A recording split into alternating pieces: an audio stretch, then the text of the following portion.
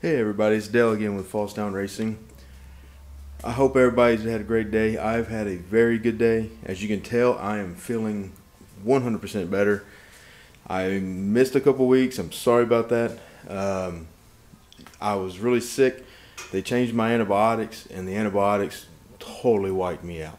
I couldn't, it wore me out really, really bad.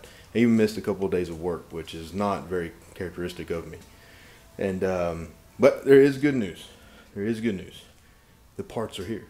That's right. The parts are here. Yes, they are here. And I'm very excited. We're going to get this car together. Man, I really don't know what else to say other than I'm going to get it together. So let's get to it. I've already got windshield shock replaced. As y'all can kind of tell down there, this little part right here. Got it replaced, and I'm about to do the other shocks real fast. I even got the body. The body's here now. So got some work to do. So I'm going to get to it. I'm going to get the body together. Probably not today, but within the next couple days I'll have the body done and on the car. I'm still debating whether I want to show y'all the car yet though. Kind of want to wait till I get the numbers and stuff. We'll see. We'll see. Yeah, we'll see. But let me get these shocks on, and I'll start looking at some of these body panels and see what we can do. I already got another carburetor that was donated to me by my brother. Pulled it off his old car, and because my carburetor is kind of a, well, it's kind of a mud. It was a mix of a bunch of different carburetors that we ended up making a good carburetor out of it. But we're not quite sure if it breathes right, because it has to look a lot of airflow inside the carburetor. But so if I don't end up liking that one, or if I don't feel like it's that strong, I do have a backup carburetor now, so that's excellent. But yeah, let me get to work, and I'll get the parts going, and I'll holler back at y'all on the set. All right, everybody.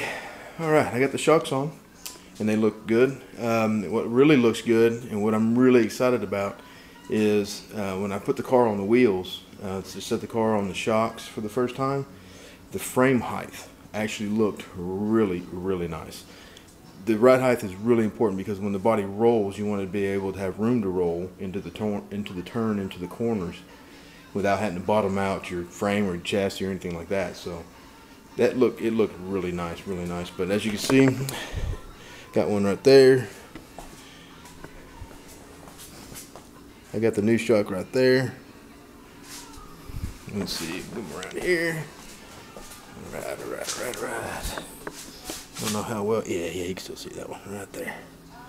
All right, but yeah, everything's starting to look good.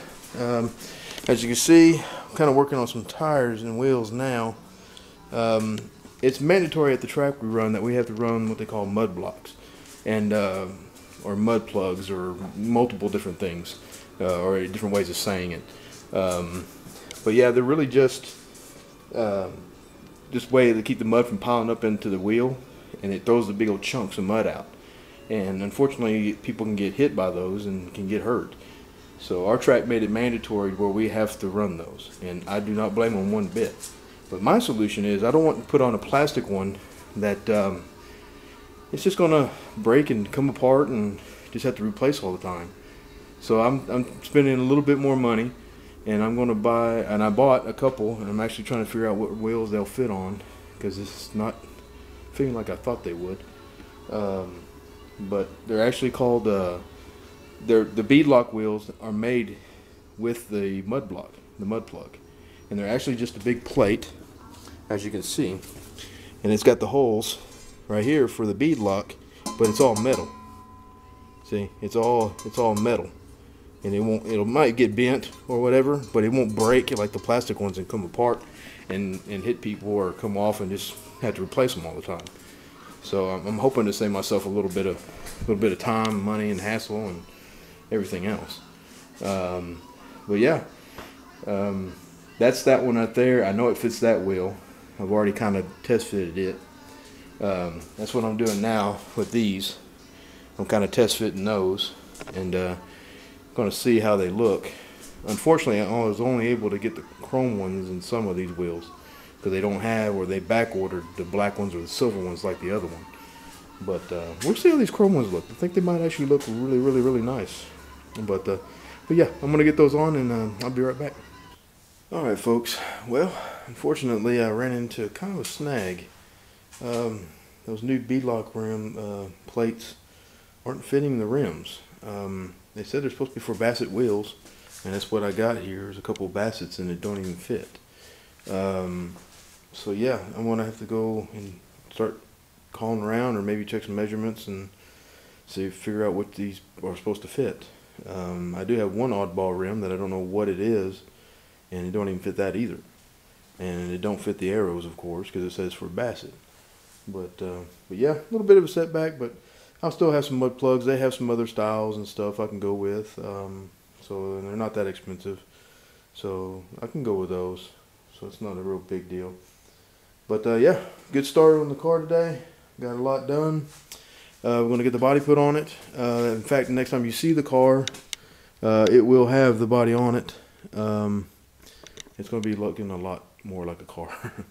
So yeah, I'm going to go in there, and it's kind of late now, but I'm going to go in there, start looking at the magazines, figure out what I ordered wrong maybe, or what I measured wrong, and go from there, and see what these do with the plates. And we'll catch you on the next video. All right, thank y'all for watching, and remember,